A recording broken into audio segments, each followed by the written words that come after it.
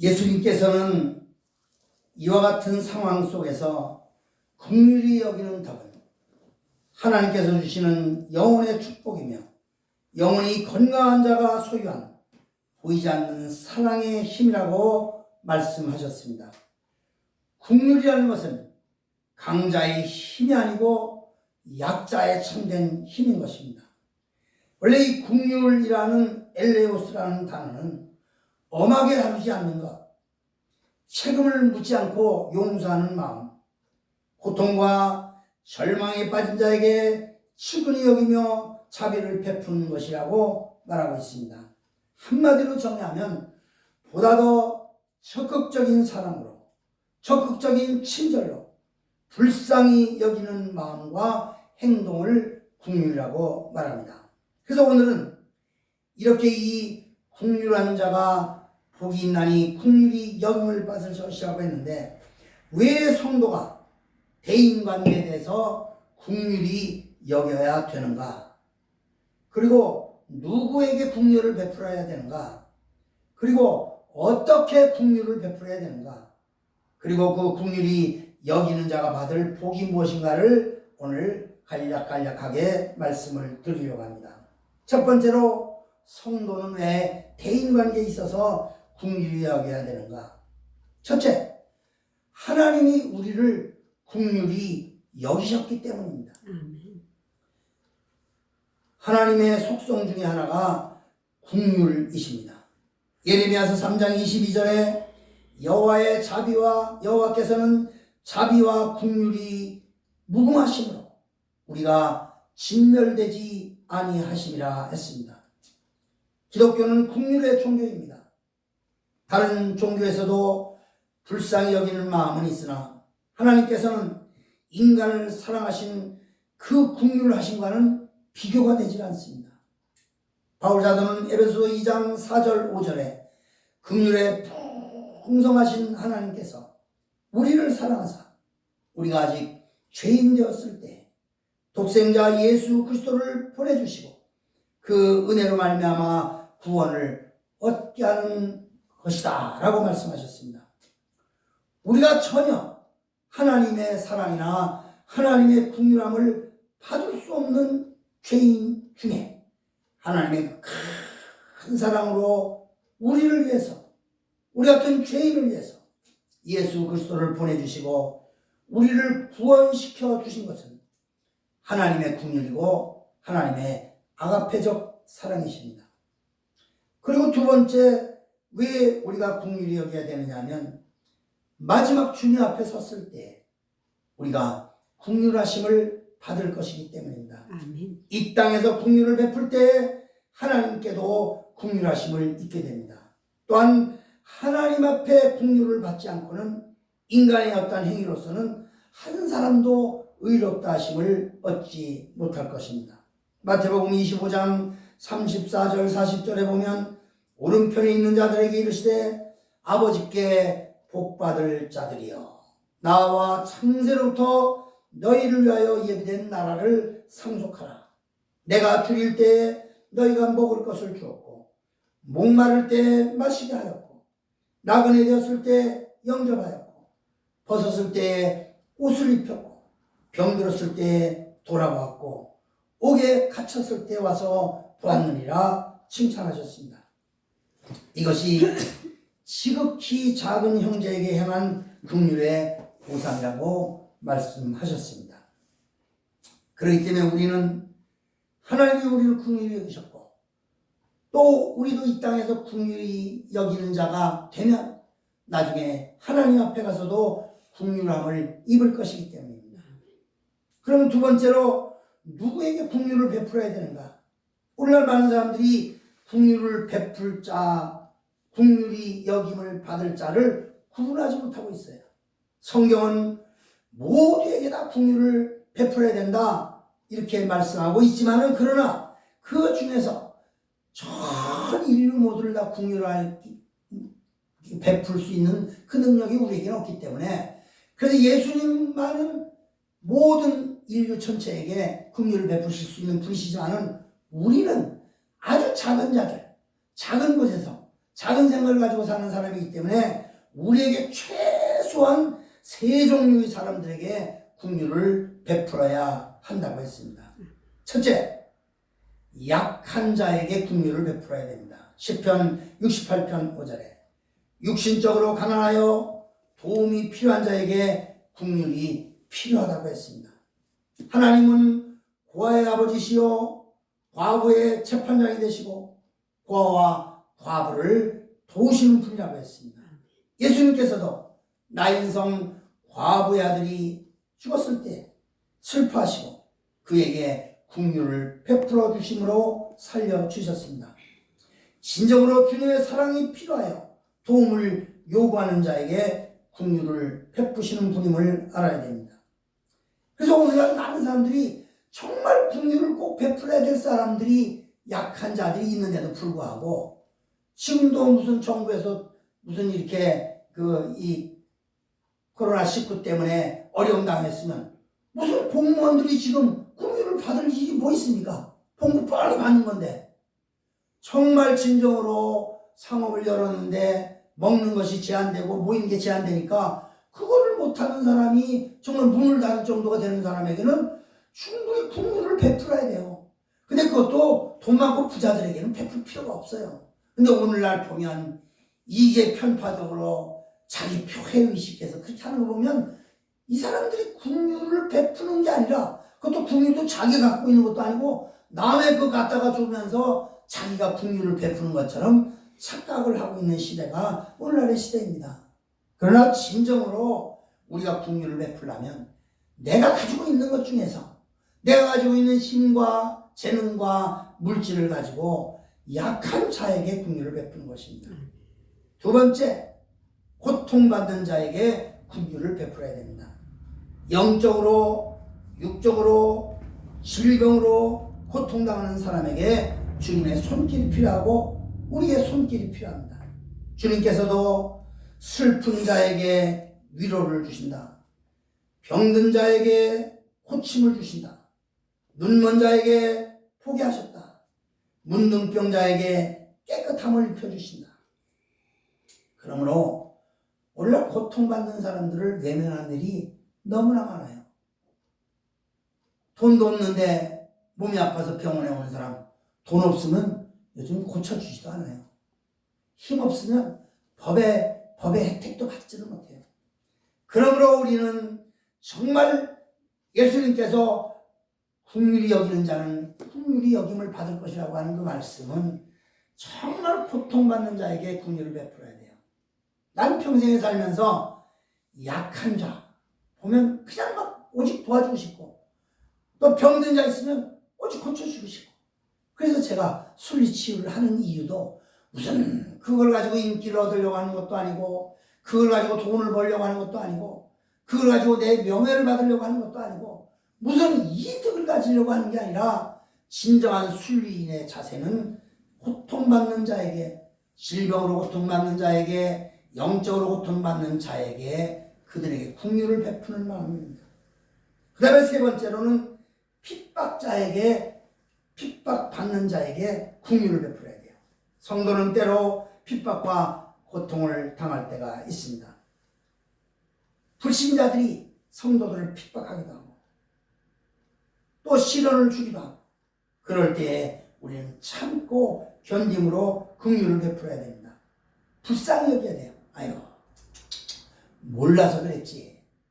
불쌍히 여겨야 돼요. 오늘날 지금 이 정치권에서 이 교회를 핍박하고 예배드리는 것도 방해하고 좀 전에 이렇게 면사무소에서 찾아와서 뭐 방역이 어떻게 됐느니 무례하게 그 예배드리는 중에 그런 자들이 찾아와서 무슨 장구 쳐들고 와갖고서는 그래서 내가 한마디 했잖아요. 공무원들 정신 차리라고. 지금 당신들이 이런 거 조사하고 다닐 때가 아니라고.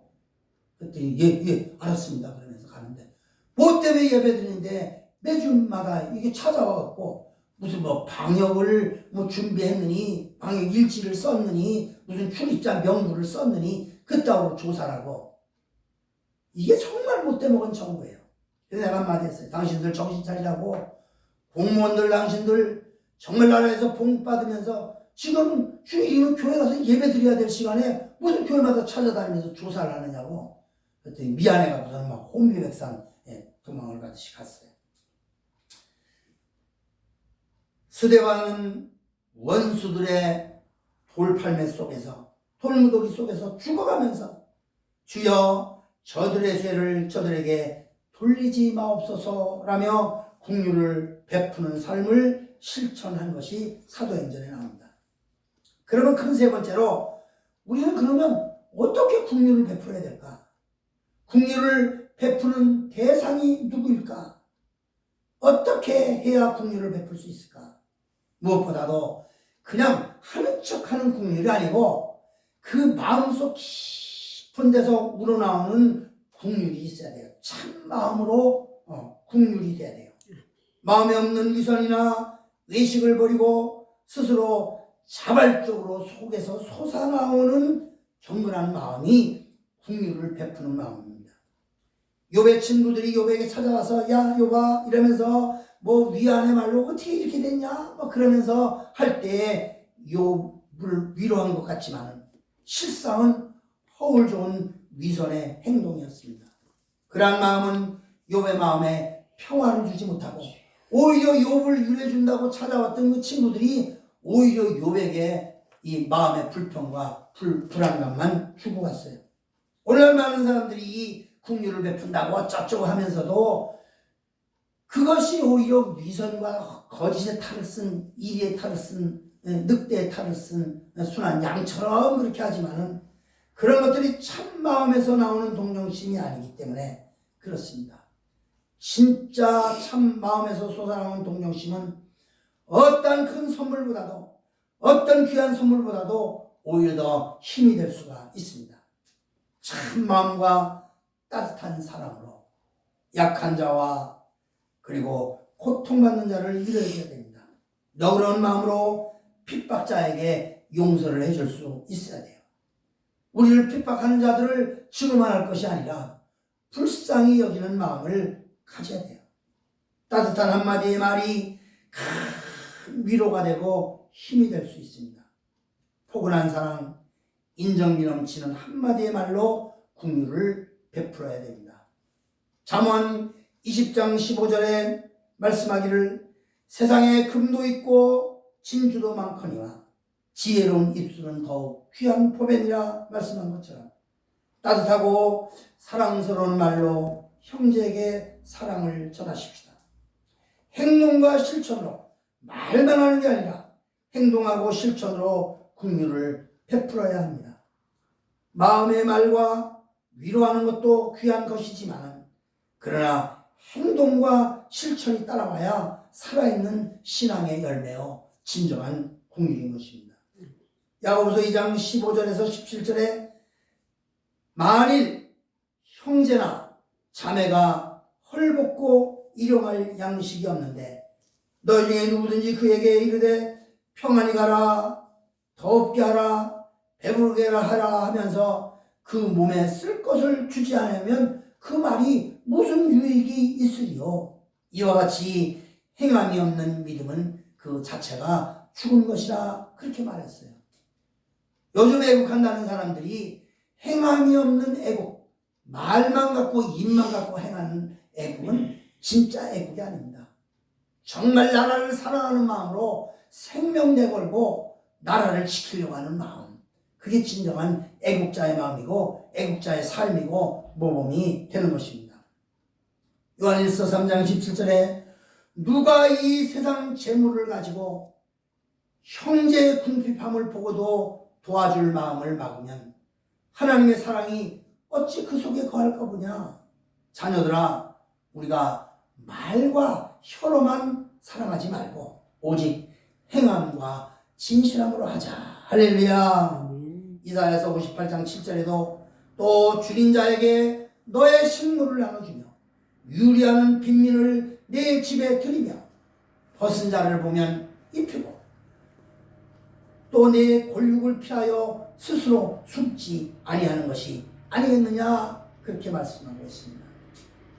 그러므로 우리는 긍휼을 베푼다는 것은 정말 긍휼의 대상자의 약한 자, 가난한 자, 병든 자에게 긍휼을 베푸는데 입만 갖고 하는 것이 아니라 속마음에 진실한 마음을 가지고 또 행동으로 나타내야 되는 것입니다. 그러면 마지막으로 그렇게 긍휼히 여기는 자의 받을 복이 무엇인가? 오늘 본문에 긍휼히 여기는 자는 긍휼히 여김을 받을 것이며 그렇게 말씀했습니다. 첫 번째로 하나님께 긍휼하심을 받게 될 것입니다.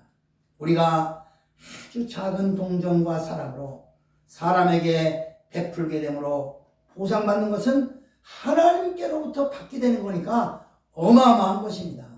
사람에게 무슨 보상 받아봐야 얼마 받겠습니까? 그런데 우리가 긍휼함을 가지고 긍휼을 베풀면 하나님이 우리에게 그 긍휼의 상을 주시는 것입니다.